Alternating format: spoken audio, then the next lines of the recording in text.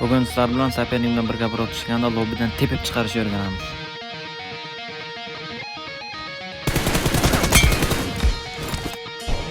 Birinchi navbatda har doim qilmoqchi bo'lgan ishingizni analiz qiling. Har doim niyajdinni push qiling.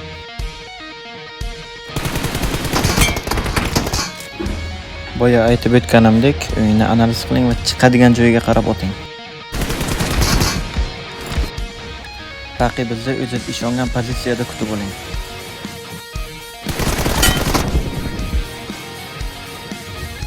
Protivningizdan ancha oldin shotda bo'lsangiz, faqat push qilishni unutmang.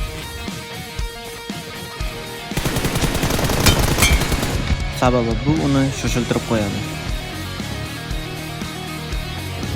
Protivningiz harakat qiling, pozitsiya olishga ulgurmasin.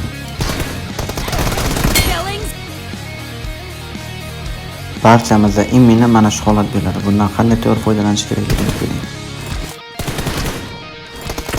Har doim push qilmoqchi bo'lsangiz, o'tayotgan o'qni yarmidan keyin chiqing. Sizga ozgina bo'lsa ham foydam tekkan bo'lsa, obuna bo'lishni unutmang.